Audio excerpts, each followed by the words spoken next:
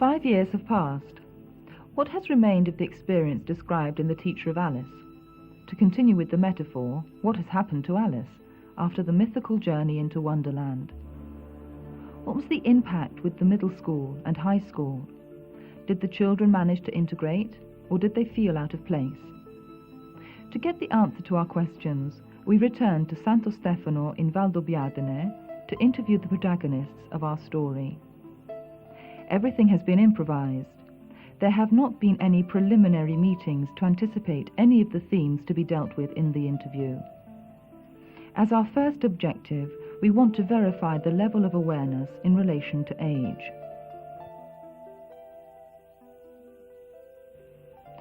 What does it mean to be 15? We asked. To be 15 is to be in transit.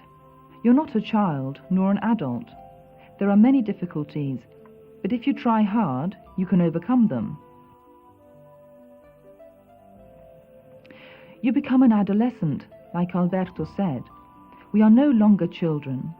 We have to make decisions, and we have responsibilities. Responsibility. This is the most important discovery, along with the discovery of new needs, like the desire for independence. What do you want? More freedom and trust. New needs, but also new problems that must be confronted with honesty, that is nurtured thanks to self-awareness and self-analysis. For example, this girl tells us about a current argument with her mother. She doesn't trust me, she says. We ask her if she thinks her mother's behavior is motivated or not. Yes, it is, because I've done certain things that she's come to know about. They confide in each other that they will continue to look inside and to explore the planet of the mind to better their self-knowledge. Let's listen to Francesca, for example. Do you manage to know yourself? Initially, it wasn't easy, but then I forced myself to do it, because I saw that if I look at myself, I can see what is wrong with me, and I can try to improve. But you also manage to see what is right. Yes, I can see what is right also. Do you manage to have this awareness? Yes, every so often, but it depends on the mood I'm in. If I'm agitated, I can't manage to do it.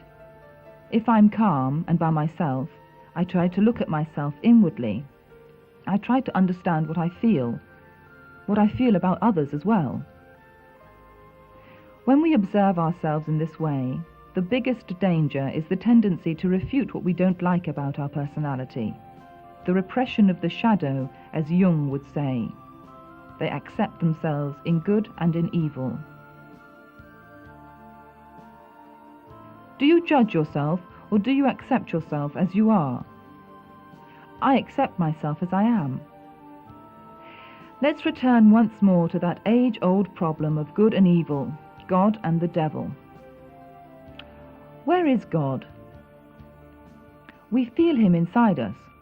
Nearly all of them answered, and we can meet him, above all, in silence and in times of need. Especially inside me, at night, when I'm by myself, when I think about him, I feel him inside me. I think that God gives me the energy to find the solution to a problem. I try to solve my problems with his help.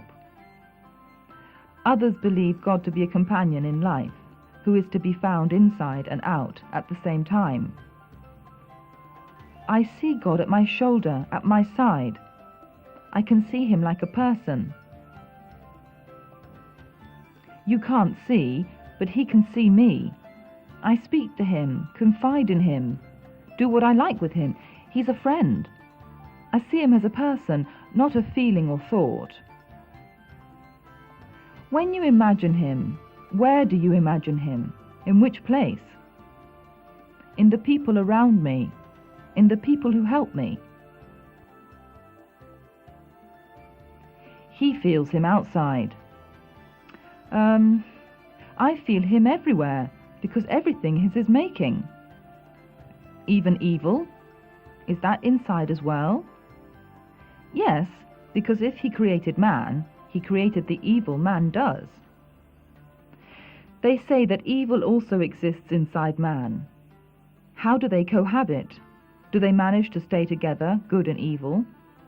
We asked. Yes. Are they happy together?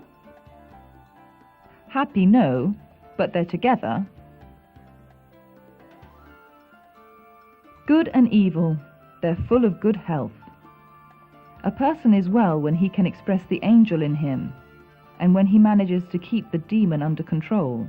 That is, when he doesn't let him out, doesn't let the demon in him hurt other people. But there are some who simply negate the existence of the internal demon. I haven't got the devil inside me. You haven't got it? No, because nothing's happened to me to make me understand it exists. Devil or no, everyone tries to grow in harmony with others and with their own beliefs. Education of understanding has left its imprint. It has made them aware of the problems and values of others. Let's listen to some answers. Do you think of the sense of life, of this existence? About life, yes. I think about it sometimes. I'm frightened above all by death, because I think that we are here in this world to fulfill our mission. It might be small, but it could be that I have a really big mission, and I'm afraid that death may come before I can fulfill this mission. I would like to help people, to be everybody's friend and to help everybody a little. Along the way, they have lost admiration in others. They consider them like themselves, only more experienced, but without sufficient qualities to make them models to imitate. They are incoherent, they say. They are not a good example. And so they are alone along the way, apart from God. No one has taught us how to handle our interior world, they say, and so they fend for themselves, searching for models from within.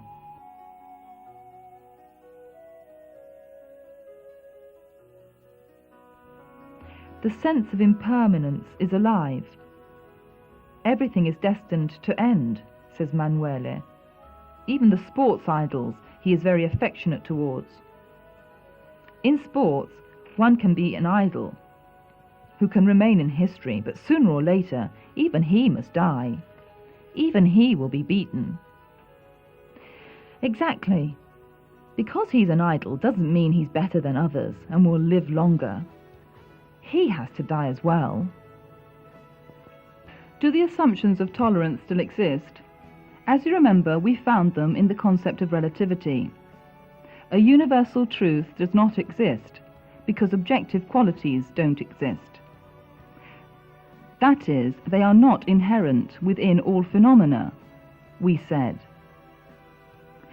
What is right and wrong? For me, a thing can be right, and for another, it can be wrong. And where do you find the quality of phenomena? Is form inherent in the object, or is it subjective? Does it depend on the perception? It depends on the perception. According to you, does it depend on the perception? Yes. Form, colour. Isn't it inherent in the object? No. What has remained of the teaching technique of the primary school? Everybody continues to have a great capacity for visualization, they assure us. It is enough to close your eyes and images appear like a dream. This is a great advantage for studying, for example, when memorizing. With these methods that the teacher taught me, I find I learn much quicker than others who say it takes them all day to learn something. Also concentration, attention, continue to be nurtured.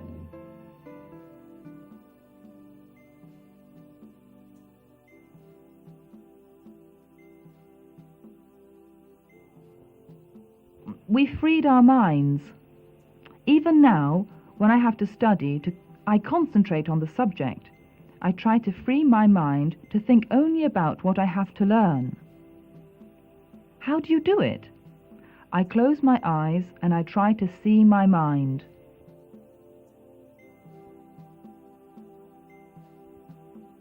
Others use their breathing technique in moments of tension.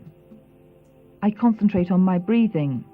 When I get angry with my parents and I can't say what I think because they don't listen to me, I listen to my breathing and it calms me down. Even though there has been a silence of 5 years, as we have seen, the imprint, the seeds thrown in the elementary school, thanks to our experimental program, have remained and what's more, have seemed to have blossomed. One regret remains, however, in a little bit in everyone, that of the experience lived, an experience which has trained them to get on as a group, even if life tends to draw them apart. Emanuele wants to say farewell on behalf of everybody. I would like all children, all young people in the world, to have the teacher we had at elementary school, so that they could have the same education as we have had.